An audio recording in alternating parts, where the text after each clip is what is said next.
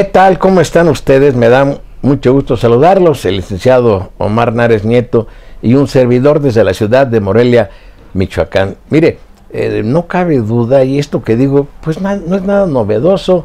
Estamos frente a una clase política, habrá excepciones mínimas, pero en lo general una clase política cínica, desvergonzada, totalmente perniciosa para este país. Me refiero a lo que ha generado un gran escándalo, el asunto del gobierno de Veracruz, donde está embarrado hasta los codos o hasta la cintura, yo no sé hasta dónde, el gobernador, que es una gente totalmente deshonesta, el señor Duarte, también está totalmente embarrada. La otra señora, la señora Rosario Robles, que dejó un asco su paso por el PRD con un endeudamiento brutal, pavoroso.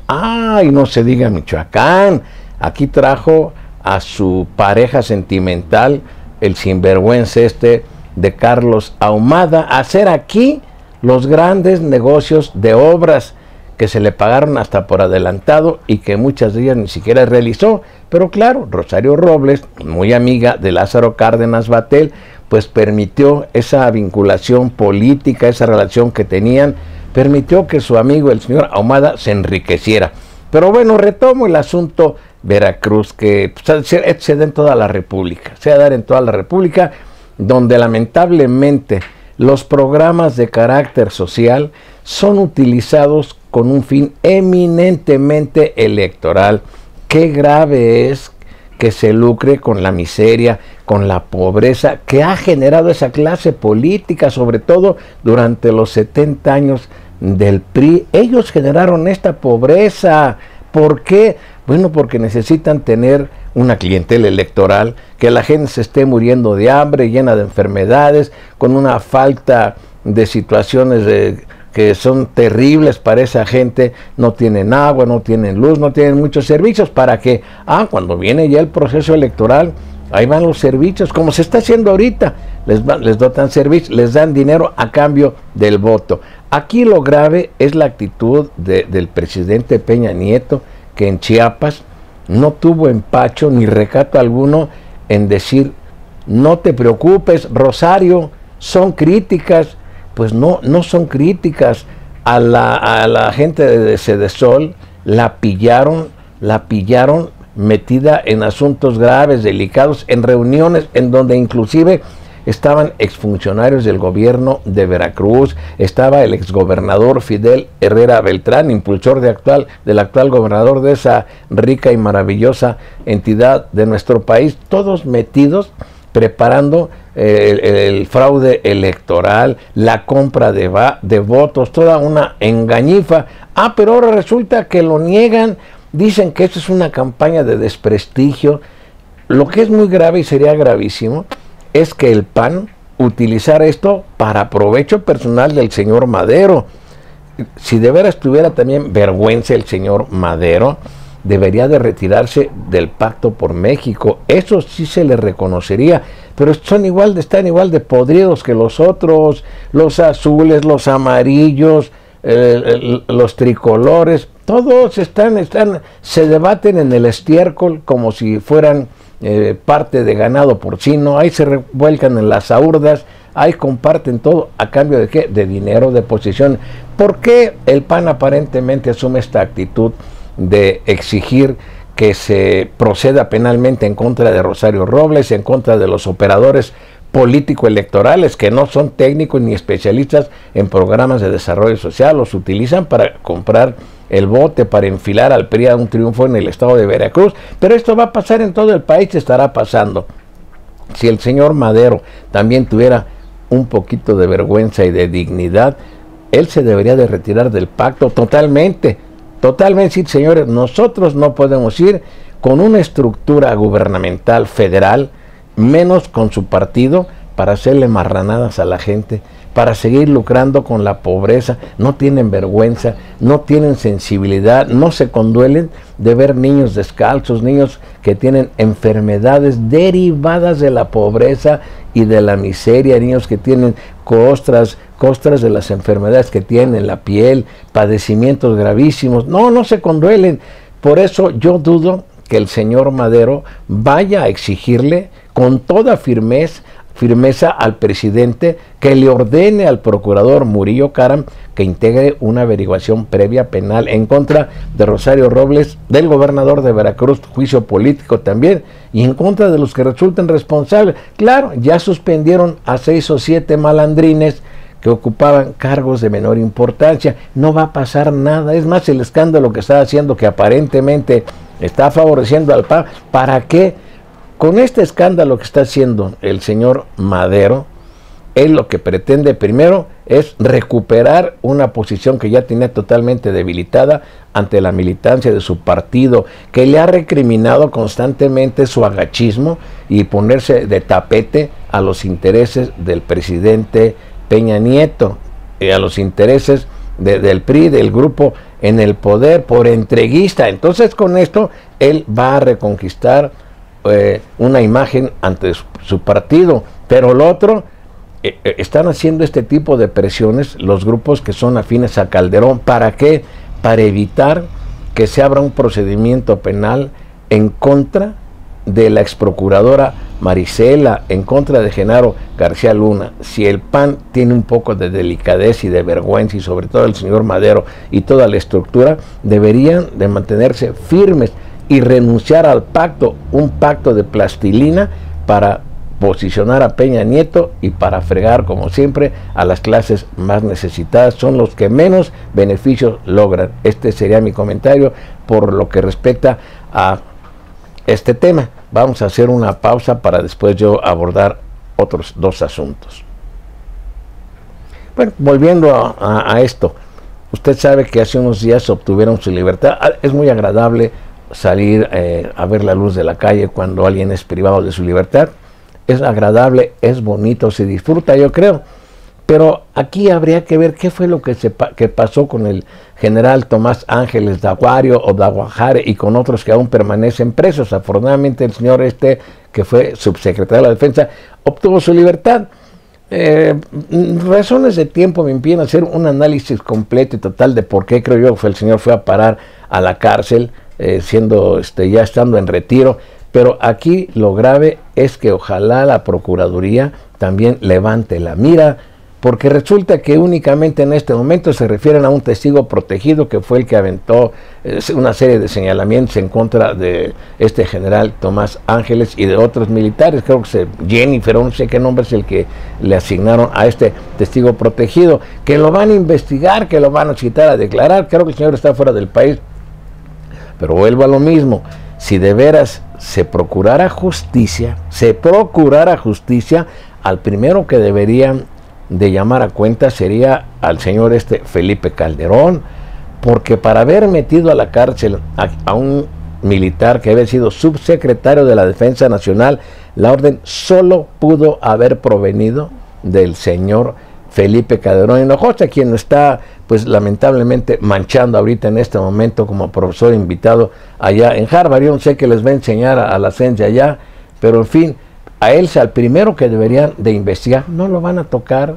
Deberían de investigar y citar a declarar al actual embajador de México en Washington, al señor Eduardo Medina Mora. Tampoco lo van a molestar. Al otro señor que es un ampón, a Genaro García Luna, pues quién sabe, nomás lo han de estar acalambrando, pero son a los que deberían de llamar a cuentas, y no solo por el asunto de los generales que están en prisión, salvo de Tomás Ángeles, que ya la obtuvo, sino por tanta muerte que hubo en este país, tanto saqueo. Saquearon el país, lo endeudaron, lo comprometieron, hicieron los negocios turbios. Aquí en Michoacán sabemos cómo viven algunos expanistas que aquí vivían en condiciones limitadas. No, ahora tienen unos caserones, viven plácidamente. Unos tienen unos caserones aquí, otros los tienen en el Pedregal de San Ángel, en el Distrito Federal. Ya tendré oportunidad de mostrar a ustedes las propiedades del que fuera secretario particular del presidente Calderón, de Martínez Cázares, es originario de Quiroga, y de algunos michoacanos que salieron enriquecidos. El otro señor que se casó con una artista, no sé ni cómo se llama, la Patilú, no sé cómo le dice, que tiene un departamento, quién sabe de cuántos millones de dólares. Esto es grave, es terrible. Esto de veras a mí me indigna, me da mucho coraje, por eso yo quisiera decir tantas cosas, hasta tengo que cuidar mi vocabulario, porque ya decir corrupción, pues ya se oye muy pequeñito ese vocablo. Son unas gentes de lo peor, marranos, gente sucia, y perdone usted que utilice ese término de marrano, pero es gente que no tiene la menor sensibilidad, aunque vean que la gente se está muriendo de hambre, aunque vean que los niños no tienen acceso a la educación, ancianos pidiendo dinero por la calle, situaciones graves. Ellos no les interesa ni a Manlio Fabio Beltrones, ni al señor Emilio Gamboa Patrón, ni a los nefastos chuchos, ni al señor el que dirige los destinos del PRI, a César Camacho, es gobernador del Estado de México. No, esto es aberrante, y toda esa caterva de diputados y senadores de la República, federales y locales, que no sirve para nada más que para proteger sus intereses. Y claro, aparentemente se confrontan con las otras fracciones, pero a la hora que les llega una gran oleada o un tsunami de críticas y de embestida, no se unen, se agarran de la mano para proteger todos sus intereses. Ese sería mi comentario. Hago una pausa breve. Bueno, me dice el licenciado Omar Nares Nieto que continúe. El día de ayer, en relación a este momento, esta grabación, finalmente el que venía desempeñando el cargo de secretario de gobierno, el licenciado Jesús Reina García, fue designado formalmente por el Congreso del Estado. Claro, ahí hubo simulaciones de estiras y aflojes, y que abstenciones, y que un voto en contra, pero finalmente él quedó de gobernador interino. Alguien me preguntó el otro día en la calle, ¿quién va a decidir quién va a sustituir a Fausto Vallejo? México, le dije. ¿Cómo? Sí, señor, allá en Los Pinos. Allá en Los Pinos van a decir quién va a ser el que va a sustituir al licenciado Fausto Vallejo. Finalmente fue el licenciado Jesús Reina García, criticado por algunos grupos de envidiosos, de ineptos, de comodinos que se la pasan haciendo política en los cafés criticando. Reina es un personaje que, aunque evidentemente que tiene adversarios, tiene muchos detractores, pero tiene años haciendo política. Yo digo, si el señor está enfermo de hacer política, trabaja todo el día. ¿Por qué en México decidieron que él era el más adecuado?